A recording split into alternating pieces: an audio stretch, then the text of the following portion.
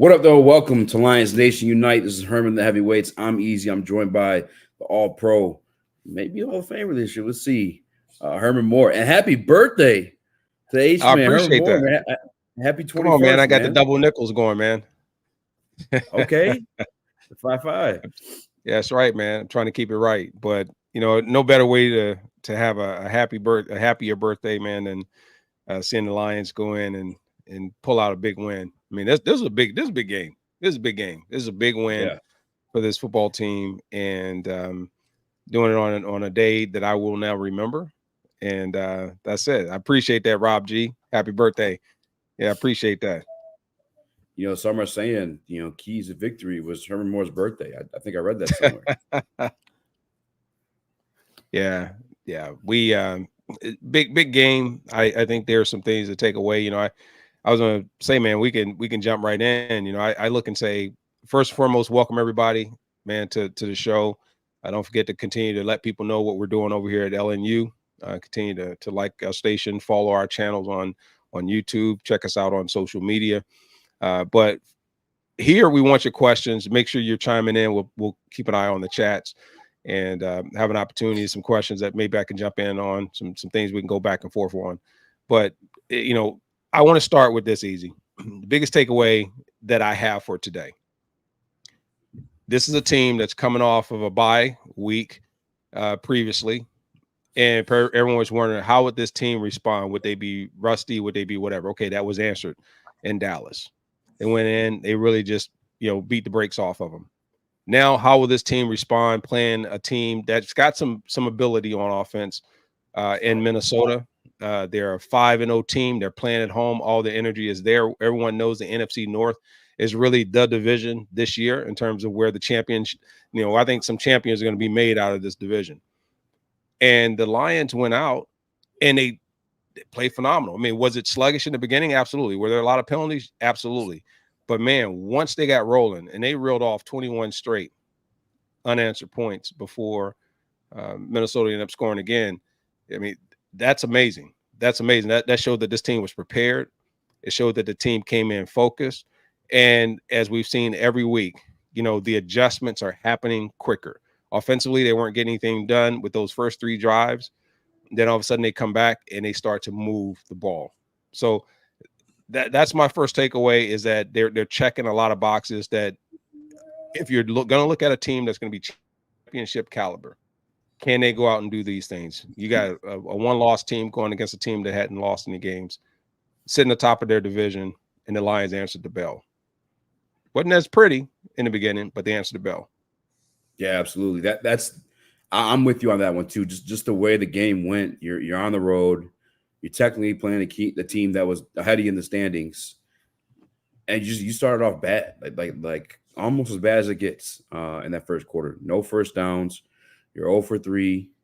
You had a touchdown, the second offensive play of the game for the other side, and you overcame that. And I think that speaks volumes to just everything this team's grown to be throughout the years, even because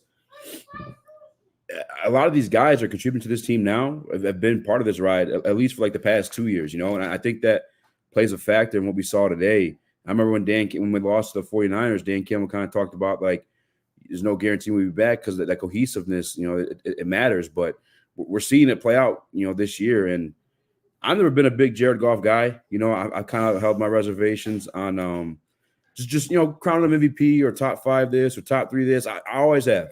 But today, Herman, there was just no denying that, man. Today, I can't lie. He stepped up big time. Right, wait a minute, Easy. I'm not going to let you off that easy now. You said, wait a minute, you're not a Jared Goff fan. You haven't really been a big Goff fan. Tell me, what are you now then? What are you now? You go out on a limb. You either go out on a limb or you can back it up and just say, hey, I can roll with him right now. Or are you saying that you're still not a fan? No. I never been. I like JG, but I've always kind of looked at it as like a team effort. You know what I'm saying? I think Ben Johnson's a tremendous play caller. I think he's got a tremendous offensive line in front of him, and he got tons of weapons. But today, with those guys down like that, beyond just on the field, I just think that California cool he brings to that huddle when he's calling those plays, like, it really keeps everyone else, like, just, like, even killed and focused at the task at hand. And he may not have all the splashy, 50-yard bombs. I mean, every once in a while, you know what I'm saying, to Jameson Williams. But it's just one step at a time, one play at a time. And that's just how he plays. And that mentality he has, I think, is a big part of what this team does, man. I don't know where I'm at with it. I mean, I do think, and this is probably the first time I'll be saying this, I do think he may have entered, and obviously it's a long season to go, he may have entered an MVP conversation. I don't know. Am I tripping, Herman? I think it's a little early for that. But I will say this.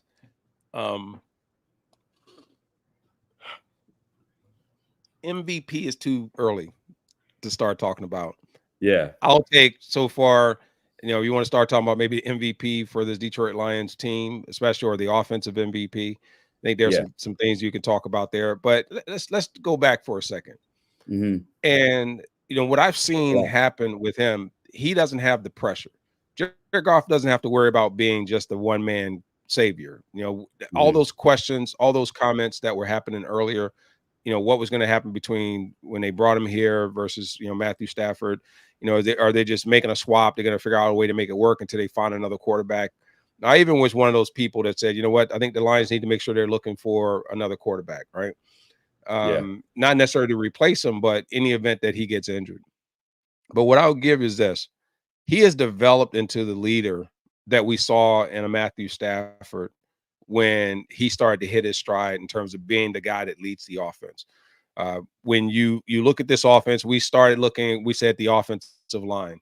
That was kind of the stable piece of this offense. Then we started looking at the receivers start to come along, and we get all pro out of St. Brown. We started getting a Pro Bowl tight end out of Laporta. And now you have Pro Bowl running back in Montgomery. And then, you got a great guy in Jahmyr Gibbs that can come in. If one's off, the other one pops in and you don't miss a beat. And as you start to look at all those pieces, he didn't get lost in that. He actually got better.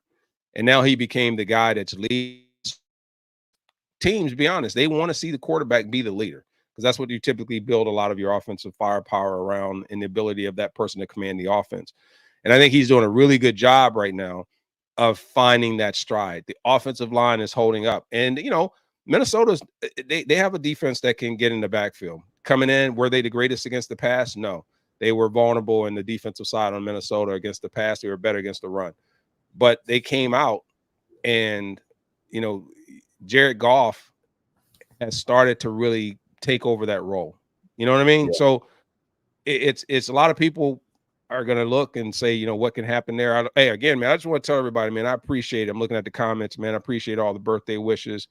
And hopefully I'm holding it down right at nice little young age of 55. It doesn't feel like 55. It feels like 25, even though I may not look like it, but it's all good. But, there are some things that people are going to talk about, and I want to go through a few of those. One, we're going to talk about the penalties. There were some sacks. There were some areas they were vulnerable. But ultimately, the running game is undeniable, in my opinion, in terms of getting this offense going. Yeah, I know personally Friday on our other show, we talked about, I think Mike and I may have talked about this one too, but we're talking about the running game being important because it is. And you and I have actually talked about this in the past.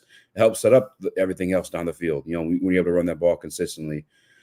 But I know Friday, I was speaking more specifically to Jahmyr Gibbs, just because, this Vikings teams, they blitz so much that if he's able to break that one tackle on one of those blitzes, who else is back there other than like the secondary that he can make a play on to tackle him, And I thought there's going to be a big game for him, both in the passing game and running, and he cashed in, man. He and literally, shout out to the Ascend Sportsbook, helping your boy out on that one on Herman's birthday, blessing us over there. But Jahmyr was huge in this one, and it's cool. The cool part about this is previously that conversation had been more had about David Montgomery, and now we're doing with both these guys, where they've equally taken over the game individually, and I think that's dope to have on this team moving forward. I definitely want to come back to a couple of I know we're going to get to it. A lot of people are starting to chime in a little bit and talk about at this point. Yeah, he's early conversations talk, Jared Goff for MVP. We'll come back. We'll come there. We'll come back to that. I know we want to talk a little bit about the defense. Yeah, I think that's some areas that I still think there are some concerns that are going to have to be addressed and answered. But ultimately, I think this is a unit that's that's doing what is necessary to win, and then ultimately, give some thought on these coaches. Coach Campbell's got the guys ready to play.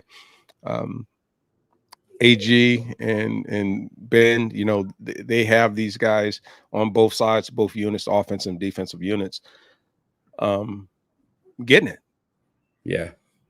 They're getting it. They're getting it done. And this is still, you think about it, we're only 6 games in? Yeah.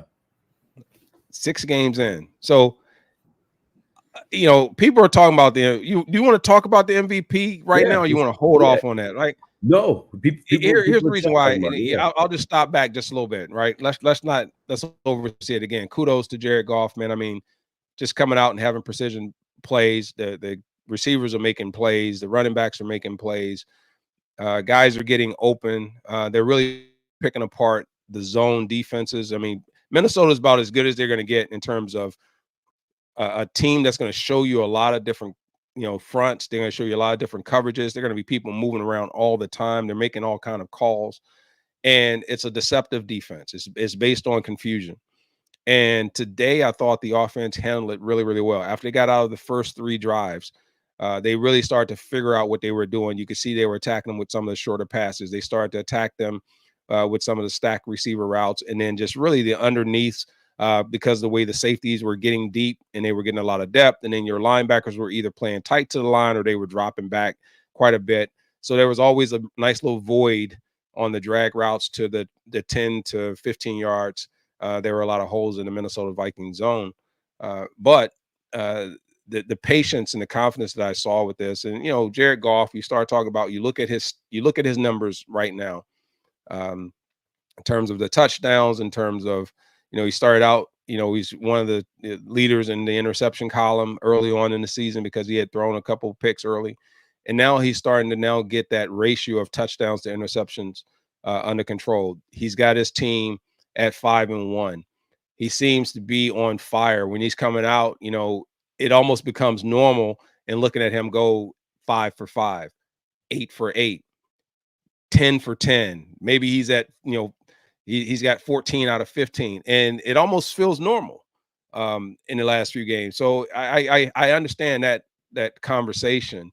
I just think that's a third of the season that we're talking about. But right now, if you had to put some early odds, yeah, he could be in that conversation, I think. Yeah, and that's kind of what I'm having too. Like, I'm not saying for set in stone into the season MVP off of the 6 games, but just the current race right now, yeah, I think he's in there. I think he's and again, remind you, Herman, I'm not a guy that's been, I've been easy to admit that because I think. Let me ask you this though, because you played the game and you've been one of the guys that kind of contributing that not at the quarterback position, but like the fact that he has these many weapons on top of this offensive line today. On the amon-ra touchdown, I don't know if you caught that, Herman. Penei Sewell blocked 2 human beings for Jared Goff to get that throw off. Do you see that? Oh, yeah, absolutely. Does that take away from his MVP candidacy? Is that why he don't necessarily get that love? Is the fact that he has just so much going on around him on top of Ben Johnson calling the X's and O's? Well, when you start when I look at people when they talk about the conversation, it's who's leading. You have to be one of the most valuable players, not meaning that you're just making plays, but you have to be the most valuable player to your team. You have to be the most important. You have to be kind of in the center, the nucleus of everything that happens with your team. And I think there's a case to be made even on the defensive side for a guy like Jared Goff. When your quarterback can impact that because they know the motivation is, if I get the ball back defensively and put it in my offense's hand, especially under the leadership of a guy like, let's say, Jared Goff, I know something special is going to happen. That means that we're going to have a greater chance of winning football games and vice versa. They know that if the defense stops and the offense gets it back, they have to have that confidence. And I think that's when you start talking about the MVP conversations of players who have that type of impact on both sides.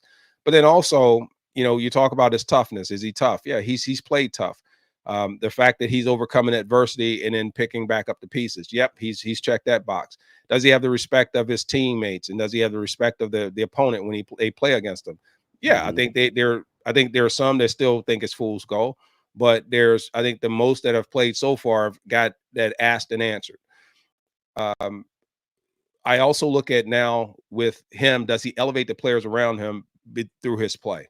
And I think you can say, yeah, I mean, you can say that. And so, uh, in your traditional sense of what does an MVP candidate look like, especially of an MVP type quarterback, I think he's right now checking all those boxes. I think there's some other people that are going to be in that conversation, quarterbacks, and other players. But yeah, I think that's there. And I think also I saw in here, people were asking about defensive player of the year. All right. And they're saying early odds right here. Look at the way Brian Branch is playing. Ball Yeah, hawk. I mean, this he is dude amazing. is all over the place, and he's baiting these quarterbacks on, and he's playing aggressive. Ironically, I was looking at Troy Polamalu, and I was watching his highlights. I'm so Right, happy you just said that. dude. Listen, and when you look at the pure aggression and speed and the downhill play that he played, you see that type of energy, man, in that backfield, and especially from Branch, who just seems to really be aggressive and impulsive. His impulsivity is through instinct at such a young age, and he's able to make those plays. So there's a couple of them. What's up, Kurt Steele? Appreciate that too. Appreciate that from another LNU fam, saying what's up on my birthday, and I appreciate that. But I mean, so that's my take. If I'm looking at Goff and what he's done, I think he can check those boxes. And then I go on the defensive side, and just Brian Branch, man, just dude, you talk about somebody look like they're having fun, man, on the defensive side of Yeah. the ball, making plays in a defensive unit that's making plays. Love it.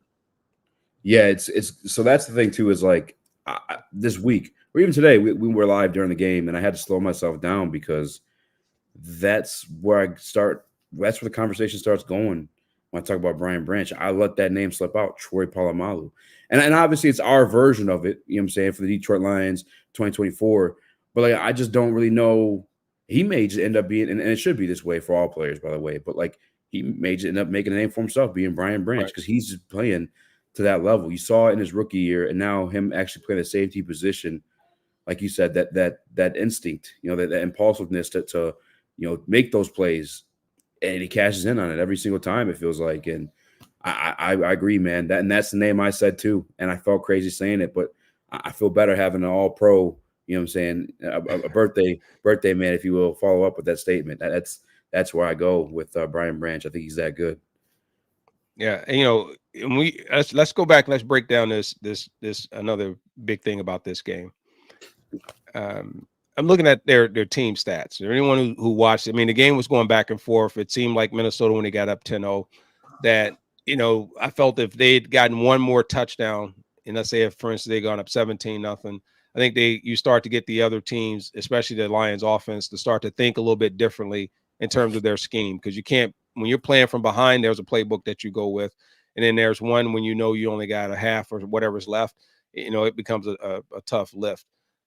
But this was a pretty close game. Total yards, Lions at 391 to 383 for Minnesota. You look at the passing yards, 247 for Detroit, 244 for Minnesota, only by 3 yards. Rushing, you got a difference of 4. You got a difference of 5 yards. Detroit 144, Minnesota 139. Average yard per play, both teams were at 7. And then points scored, obviously 31-29. The fumble lost by Detroit. That was a scoop and score. And then the interceptions thrown by Minnesota when they were in scoring position, which kind of negated that point. You get one that's getting a point on the board, and you take one touchdown away from Minnesota and their opportunity to score there. 4 sacks for both teams. Third down efficiency, both were at 40%. And then you're off by like a minute, maybe 2 minutes in time of possessions, and you both have 8 penalties. I mean, when you look at this, they're mirror stats. That's how close this was. But at the end, it's the win and loss column that you look at. And winning by 2 points and on the road is huge, because now both teams are sitting at 5-1. But obviously the break right now goes to Detroit. So they sit atop of the NFC North Division. And you're winning in a place that was pretty loud, a team that is undefeated, and they're playing at home. I mean, that's how big this game was for the Lions. It was huge. It was big. And they were behind 10 points. And they took a deep breath, and they came back, And they gradually started just chopping away at it, chopping away, started wearing down the defense a little bit, started getting the stride, started getting in rhythm, and then you couldn't stop them. 4 straight times they're going to score. So I think a lot of things were answered about this team. Another box has been checked. Are they road warriors? Absolutely. Yeah, Absolutely. and that's coming off Absolutely. of doing what they did in Dallas too. Oh I yeah. guess, and because you talked about the defense a little bit, and I think it's a complete team win, by the way, too. Like that game got close, obviously, towards the end. Maybe we could talk about the decision, take the knees there too. But how about I want to ask you the coaching of Aaron Glenn in this one without Aidan Hutchinson and some of the unique ways he was trying to draw up pressure through, like via blitzes, tight end stunts, or how'd you think of him be able to create a game plan on the fly like that without one of his best players, Aidan Hutchinson? I think they did as best they could. There was still a lot left that they needed from the edge. I know in the comments, a lot of people were still concerned about the pass rush, and I think we should be because there Sam Darnold, he escaped the pocket a few times because they just couldn't close, they couldn't finish the play. In terms of whether it's getting a sack or keeping him in the pocket contained to where he doesn't get outside, and he escaped a few times and he ran. And I thought they were trying to mix them up a little bit with going man coverage. You could see them jump definitively in man. You could see when motions were occurring with Minnesota. Then all of a sudden they would check out and sometimes check back into a zone. So that threw Darnold a little bit right there when they probably had the right situation set up offensively for a play. Then all of a sudden they're motioning, and then all of a sudden someone checks you, and all of a sudden now you're in a worse situation, and now you don't have that advantageous defensive position. So I thought Aaron Glenn did a really good job in matching what the offensive play sets were in terms of personnel. And I think they did a really good job in film study in understanding formations because they negated them being able to get down the field. They got a couple plays over the top. They had a couple deep plays down the field, but for the most part, they seem to really be passing off receivers in combination routes and combination coverages. The linebackers seem to be playing even better in pass protection. And then also their pursuit and checking, people coming out, whether it's the tight end or whether it's a running back. We Asloni and we saw Jack, man, these guys were really flying, end to end, field, side to side. So I thought AG did a really good job personally in the way he matched it up. But, they can't get into scoring in shootouts like that because I know they're going to be facing defenses that have a much better answer for the passing game than I think Minnesota was prepared with. Yeah, I was pleasantly surprised. Just looking at like the matchups we had in that one without Aidan Hutchinson, I thought the pass rush would be crucial because another guy they have over there named Justin Jefferson. He's a bad man, Justin Jefferson. As I think he might be. I mean, I consider him probably the best in the game right now at the position. I don't know your feelings on that one, but I was kind of nervous, because this week Carlton Davis had a little bit of a quad injury. They kept him out of practice. It seemed obviously looks like it was just more so rest. And they had a rookie on the other side too, but I think what he ended the game with like 81, 87 yards or something like that. Like for me personally, just seeing, knowing what happened last year against him, both times we saw him, even going back to last week against CeeDee Lamb, I think this passing defense, I mean, kudos to AG and maybe even Brad Holmes too, because he went and he took the risk and gave up that third rounder to get Carlton Davis. Same thing, another risk in acquiring Terrion Arnold a first round of the draft, but it seems to be paying off with these guys. And obviously everything's not going to be perfect. I don't think either one are household names. Maybe people know Terrion a little bit more because he was drafted first round and the hype surrounding him, but it's definitely a lot better than what we were dealing with last year. That's for sure. Right. It feels different. It feels better. I just don't know, your safeties, in Branch and also in Joseph, they're keeping teams from having those big plays down the field. I think they're starting to play a little bit more man, where the receivers are playing man, but they're hugging the sidelines. They're making guys force the receivers back into the formation or back into the field of play and towards the center hash versus giving them outside passes. You don't see a lot of passes being thrown on the outside because I think they're protecting them. They're not allowing players to have one-on-one scenarios on the outside against their corners because I think the Lions still feel that they're, at the cornerback position, there's still some vulnerabilities that are out there on both sides.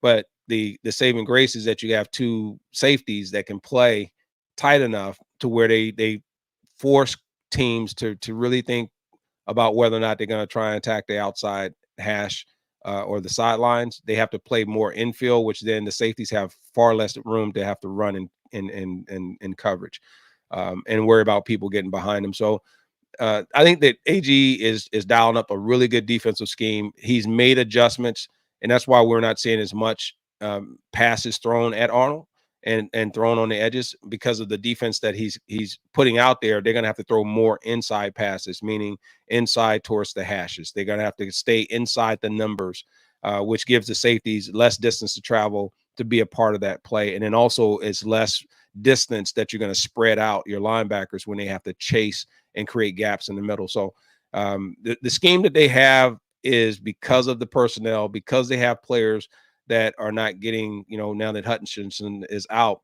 they're just not getting there from the edges.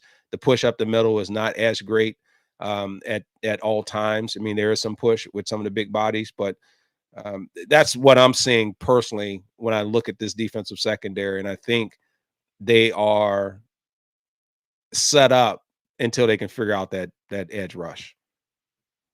Yeah, and you talking about those safeties, they're playing damn good. Like, if I'm not mistaken, they're tied second in the league for interceptions. I think the only man above them plays for the Green Bay Packers is Xavier McKinney. Then second place is both Brian Branch and Kirby Joseph, which is like, how many other teams could say that? You know what I'm saying? Those boys are playing their tails off. I do have this question for you, though. 93 yards today from Aaron Jones, the most by any individual running back this year. Do you think the loss of Aidan Hutchinson affected his run defense at all, or did he kind of just gash us for that, that big one to begin the game? I think it was they were pretty evenly matched. If you go back and you look at total rushing yards for both teams, like I said, this was a game that these teams were very evenly matched. There were the penalties. I think there were missed opportunities, and I think this was one of those games where it gets down into like, what was the field position? Minnesota, they were starting back deep and having to not work their way out, and they kept giving the Lions pretty good field position when they had to punt or when they had to turn the ball over on downs, and that made for a shorter field. Then you have Minnesota. I mean, couldn't really hit anything over the top. They couldn't find a rhythm in the passing game. It was kind of a play here, kind of a play there, a breakdown on coverage here, or a guy breaks through the line of scrimmage and gets a few extra yards and is manageable down in distance. And outside of that, they kind of took all that away. So I really like the fact that, like I said, I don't think they were looking to shut down anything with Aidan not being there. Like I said, the rush was noticeably not as intense. It seemed that the quarterback had a little bit more time. I think there would have been some opportunities for more sacks. But overall, this is you have what you have to play with. And this is how you figure out if you have the right coordinator and if the coordinators can put people in positions to win. Because at this point, we've learned about this team. They don't look at the fact that they have a player and this is kind of what that player's position is or what they were drafted as and whatever. And they go, how does this person fit our system? And by figuring that out, they then say, what are the downs and distance to chemistry, whatever we need to put to make sure we're getting the most out of those people. And I just love it, man. I just think that there seems to be philosophy. There seems to be an understanding of destiny. Like, where are you trying to go and how do you get there? And you feel like when they're making adjustments like off of true preparation, not just knowledge, not just because, this is kind of on my list. No, this, because of that, then this definitively. And man, it's amazing. I feel jealous, man. I'm looking at these guys going, man, this looks like a fun 5-1 team. And they're loving it. Yeah, that they I think today really spoke to volumes of how much of a team they are. The way they fell down in that first half or first quarter, I should say, and come storming back the way they did. That's truly impressive to me.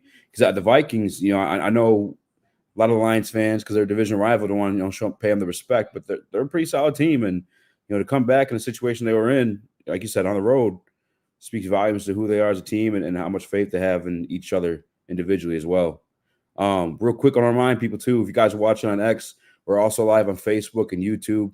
Make sure you guys head over. Make sure you hit the like, subscribe button. Be a friend, tell a friend, share the stream.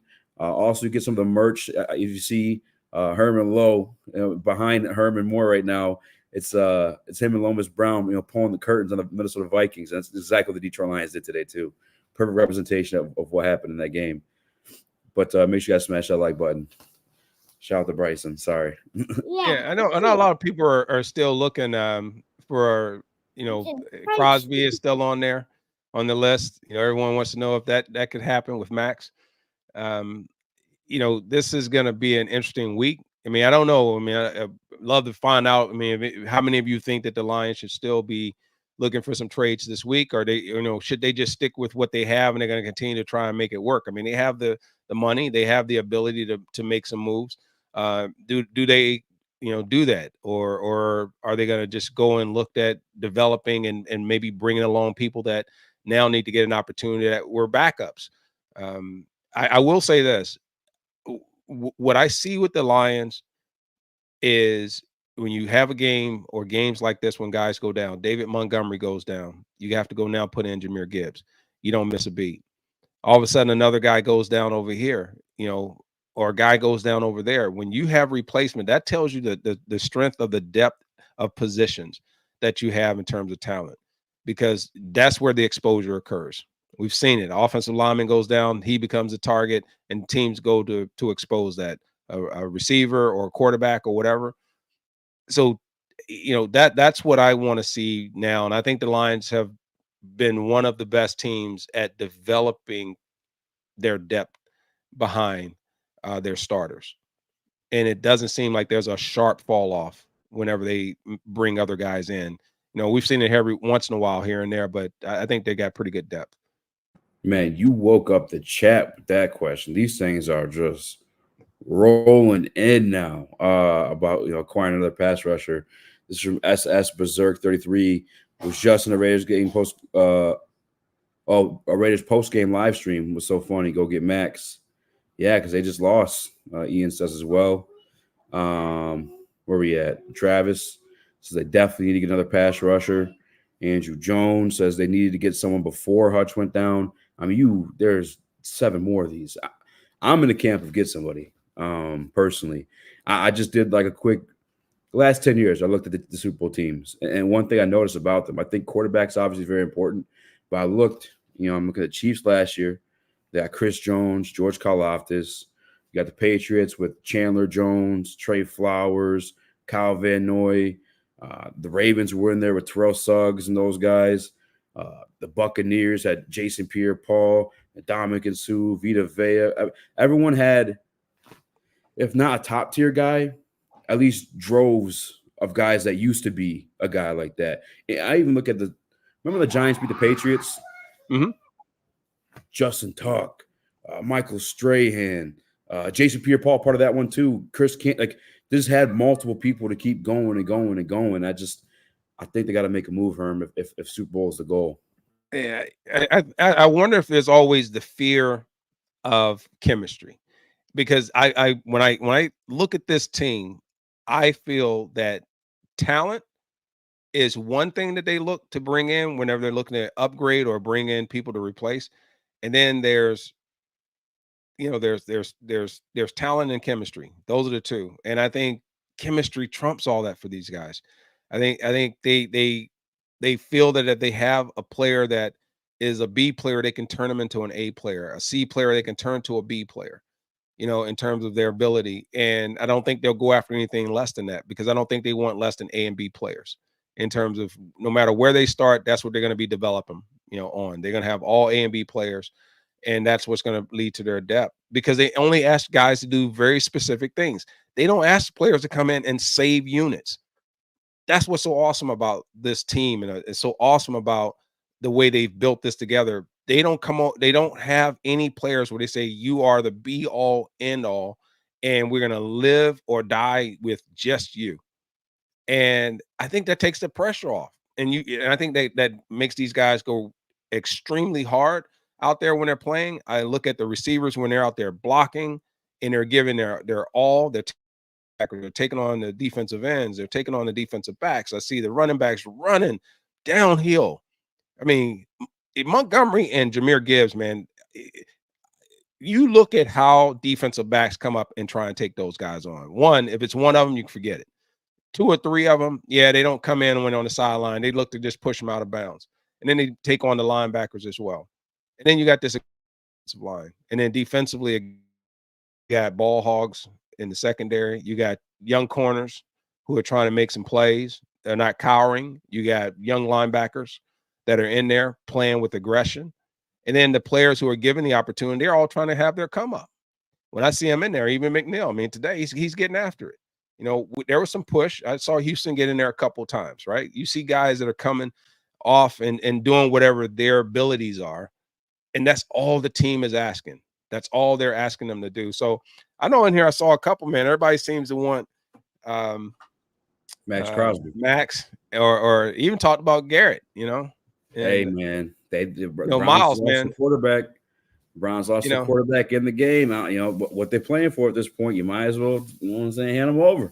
You know, trading them up and trading some people over, man, and giving up some picks. Right now, if the Lions too keep up with what they're doing, you know, taking those late first round picks, I can see them start to play with those a little bit, because they found a lot of success and they've done a lot to where they can give up a few years to get the right now players.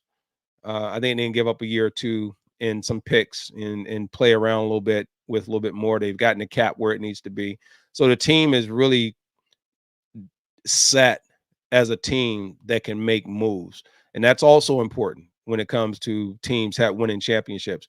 Are you able to make moves? And if you can, do you have the cap space? If you have the cap space, can you go get the right personnel or people to be a part of that? When a guy goes down, can you bring in someone that knows their role? Meaning they may just be there until another guy gets back, or you're bringing in someone until you can get the players who are already there. You want to get more time. You want to get them caught up to speed, so they're not thrown in there by themselves. So you give these veteran guys or these other guys, you just give them one way. Like, all I want you to do is go in here and disrupt, or I just want you to go in here and push on the middle.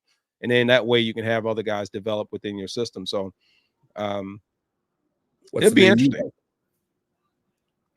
Is there a name that you like between Crosby or Garrett? Or I just don't think they'll get Crosby. I mean, I don't know why. I think that's just going to be that's just going to be a hard deal for them to put together. And a lot of it, not so much about the money as much as I think the ask that they would have to give up for that.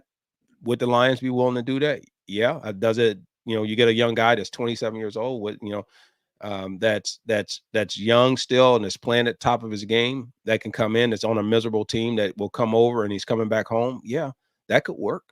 Or do you go get someone like Garrett, who has a reputation, who players know who he is, and he becomes kind of that next big name, if not the biggest name along your line, right? And now that guy has to produce. You know, you don't get to hide when you've had that type of success. So if you were Brad Holmes, I mean, which one do you pick up the phone for, though? If put it like this, I would look to see if I could get depth. To me, the game of football, and when you start getting deeper into the season and you look at teams that can rotate and play at high levels, I see Aaron Glenn. I think they want to play faster. I think they want to play more aggressive. I think they want to rotate guys more and get after quarterbacks. You know, you see the energy that a defense brings when Hutchinson is in there, and you see how he, just making plays, how that entices the other guys and incites them to go in and just, want to be that. They emulate that energy. So, I would try and see at first if I can make a big deal, if I could get someone like Crosby. You go and try and find that. You can't ever go wrong there. But, if I can find some guys that I can develop also that I know got that same motor, I know that no matter who you bring over, they got to start learning our system and they got to get along with the players. Yeah. So I if I can get proven players, I'm getting them. So I would probably wager some of my draft picks if I had to at this point, especially if I'm gonna be picking later. The assumption is we're gonna keep kicking ass, and we're gonna be able to do this later, and pick later in the draft or develop second round picks. I'm going for the juggler. I'm trying to bring in some people, man, that match the offense. I mean, if the defense starts to get a rush, can you imagine how disruptive that backfield? We think that our defensive backfield is crazy now, and that they're getting around the ball. Imagine if you're getting pressure. This is without repeated, relentless pressure on quarterbacks. And I mean, it's just an example of it. Cowboys, yes, you can say they missed some pieces on the defensive side. Last week they had their whole offense. When Hutch was in there, 3 turnovers. You know what I'm saying?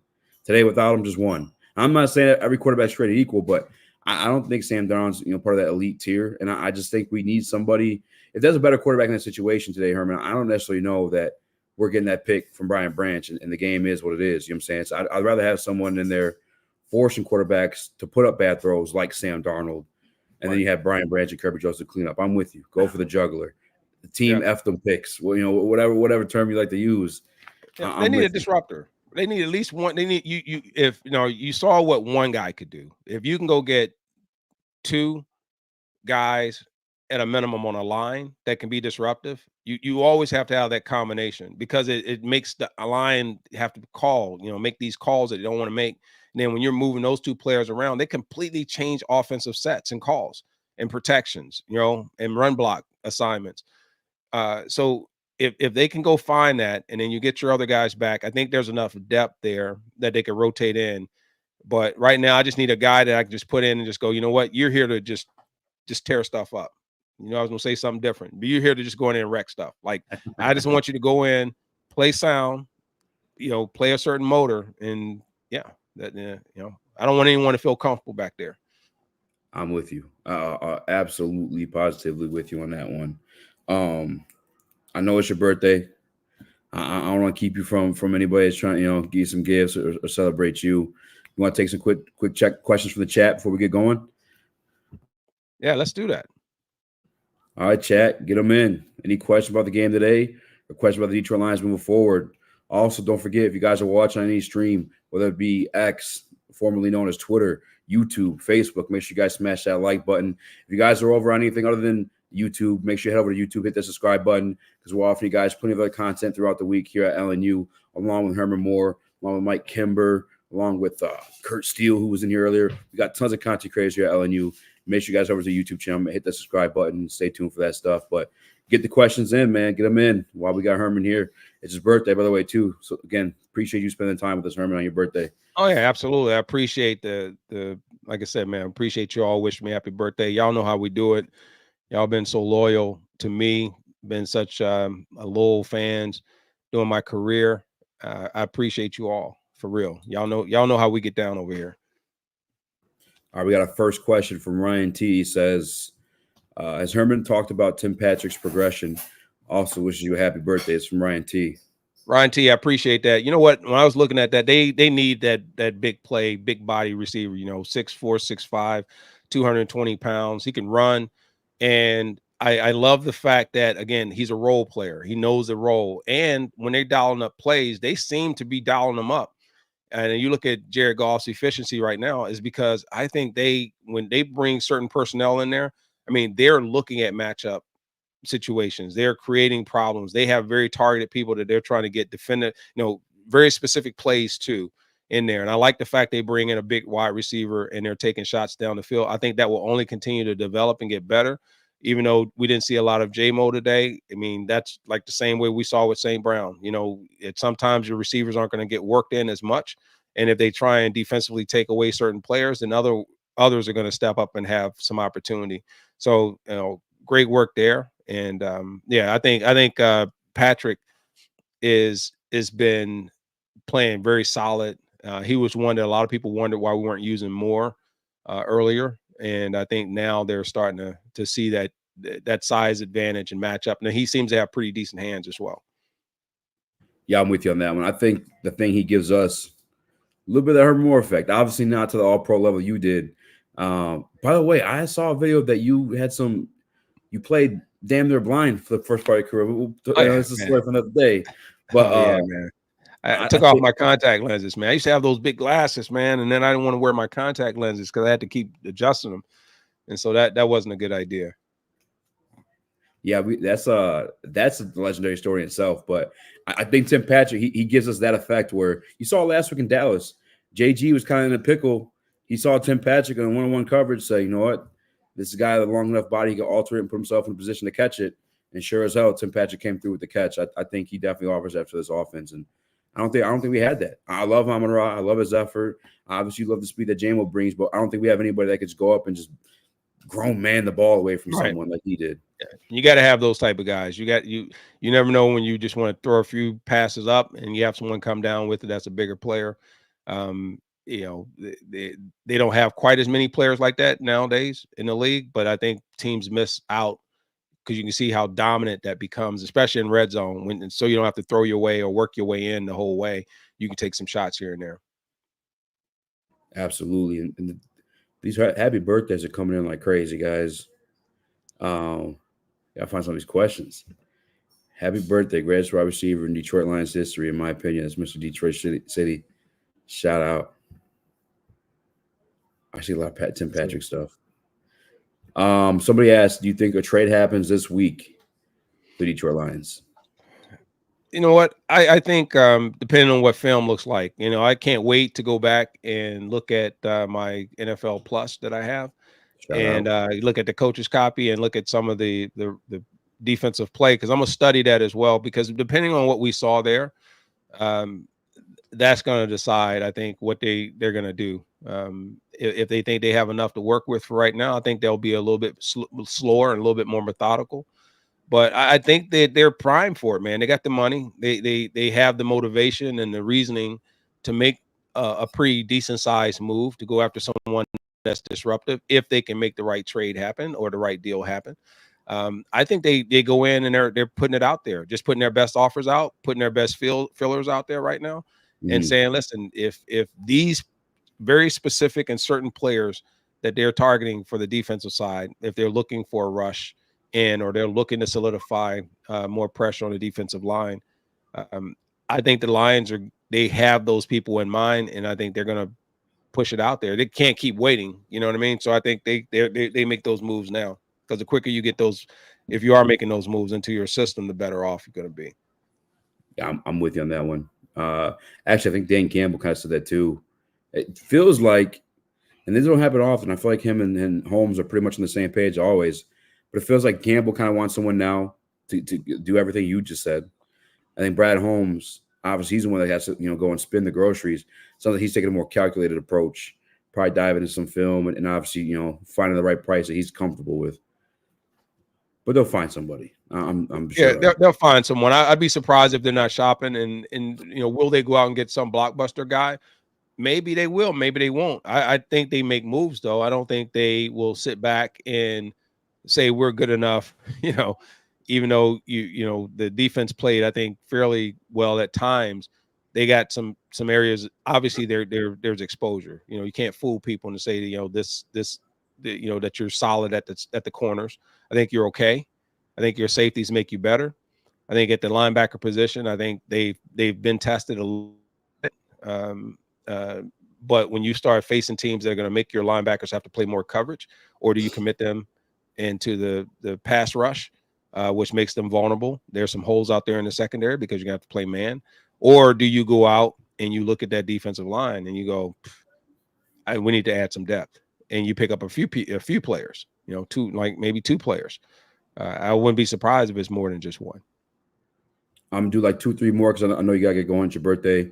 I do want to ask this question though because I know you broke this film down a lot. He's been a divisive topic up until probably this year. Jameson Williams. Do you think he was shut down today or just was in the cars? Goff didn't have the time back there to find him. No. I think they had him running his normal routes, but if you look at Minnesota, their safeties get deep. They will show blitz, and their linebackers or someone's always going to step out and then disrupt those quick passing lanes because they want you to throw hot reads. And because the Lions then fall for that, as J-Mo was going, he was keeping the safeties at bay, and he was also pulling out maybe a corner. And then that's when you saw St. Brown come underneath. You could see sometimes, whether it's Patrick or someone else getting open. A lot of that's because he's taking two guys out of there. So I think he did his role based on what teams are probably saying. Listen, this guy is leading the NFL, either first or second in yards per catch with a high average. And then he's also their big play, hit him up guy. And they were going to force the Lions to have to methodically work their way down the field, not planning that they had the mix that they had today. And J-Mo, I think that's what we saw a lot of. He just wasn't running a lot of underneath routes. He's not like St. Brown where he's going to be in the shallow routes. He's going to be taking the higher percentage routes down the field. So if the look's not there, the quarterback can't wait for it. He's got to go now. Last one, I'll let you get your birthday shots in and tell everyone good night and stuff like that. John Hughes asked, do you think Brian Branch is in Defensive Player of the Year conversation right now? I think he is. And we talked about this earlier. For those of you who weren't on the show earlier, we talked about Jared Goff was part of that MVP conversation for like league MVP. I think he also becomes part of the conversation, at least, for offensive MVP. We've seen our quarterbacks get hot and get started that way. But with Brian Branch, I'm telling you, I think the way he's playing, the instinctive way in which he's playing, and the more opportunity that he's going to get against Chicago, he's going to get against the Titans. He's going to have opportunities definitely when they play Green Bay, because Green Bay likes to throw to their receivers and stuff. So there's going to be some challenges. There are going to be more opportunities, San Fran, later on in the year. So I think our safeties are going to be tested. And based on what I've seen, this guy can end up really hitting double-digit interceptions if you try him enough, unless people just really start throwing away from him. Will makes that case for him, because if you impact the game, again, what makes for those players? Those that impact the game. A lot of people didn't throw at Deion. A lot of people didn't throw at a lot of your greatest corners. Mm-hmm. And they're, because they got their interceptions early, and then after that, they were just disruptive. You throw away. So I think he becomes knowing where is Branch? Where is he on the field? Coaches will say that inside of the film room. Where is he? You got to know where he is at all times. And you hate that, because if you have a route on that field, that side, and that guy is feared, struck fear into your OC, you're not getting a pass anytime you see that person roll your way. And it's got to suck. That's got to be the worst. Like, man, why can't you throw him the ball? I don't care if he's over here. But that's the type of impact that he has. Who was that guy for you back in your day? You see him roam over to your side of the field, you're like, damn, man. You know what? Anytime they would do that, it would be somebody like John Lynch, who played smart at safety. Steve Atwater, who was smart. I can't remember. There were a few others, man. That Blaine Bishop. Carnell Lake for Pittsburgh. Like, it depends on who they had, man. You got these Pro Bowlers, All Pro, and Hall of Famers. They're that for a reason, and so that's what they would do. So, yeah, and I like this too, man. Like Ian on here, man. I know you say, listen, man, we pay our people. That's a great thing. I think this team takes care of their guys. They go out and they really make sure that they feel a part of the team, and they feel that their value is appreciated. And because they don't make it about necessarily the statistics as much as the effort, and then also the consistency that they do as players, they're rewarding people for being the ideal type player, and teammate and person that they could work with. So, some saying Crosby is worth the first and some extra. Could be. I'll do it. I got one last question for you, Herman. Go ahead. Which one of these should these people be looking at getting tonight before winter gets here? Oh, man. Well, the ones we've already beat down. So if you go down, let's see. We have Tampa. We have, but if you go, the one I think that people should get. What? You already got the Minnesota one. So if you always want to start getting the ones that when we win, I got my one canvas back here, the Herman Low, which is pretty cool. Myself and Lomas. You already saw what we did with the Rams. Man, we got KC, actually, Dallas. Dallas, you got us right here. We're Lomas and I were the sheriffs. We were doing a little walk off right there. Count them down. We probably get this Vegas one after we trade for Max Crosby. Yeah, we can do that. Your boy always got that 21 over there. We did beat Seattle this year. Chargers. We got that. Seattle, we got that. Yeah. So I mean, man, that's a tough one. So we got this upcoming. So for this week, you could get a nice little blanket, or get stretch canvases or whatever we may have for that.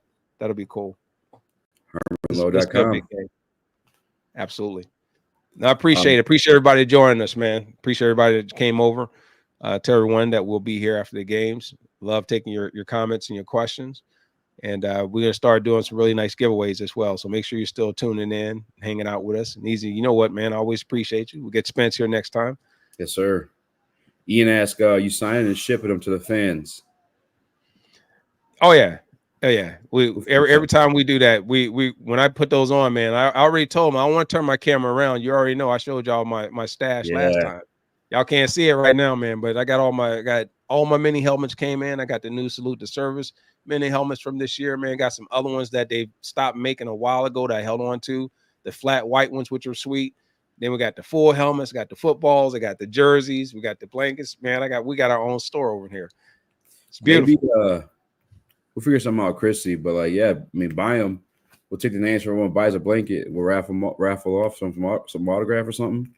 Yeah, we could do that. We can definitely do that. All right, Herb. Well, happy birthday, first and foremost. Thanks for taking the time on your birthday to, talk about the game. And anything else you want to shout before we get going? No, that's all it is, man. We're sitting at top of the division. This is a long season. Everyone just remain very patient and staying very, very cool about it. I know there's some things we got to get better at offensively and defensively, but right now, team is firing on all cylinders. Great time to be a Lions fan and also a Lions alum. So very proud of this team as you are. Thank you very much for chiming in and coming in and hanging out with us. And we'll keep doing this. We'll keep doing this. What do you think, Yes, sir. See you guys. Be a friend. Tell a friend. Don't be a stranger. Share the stream. See you guys. All right.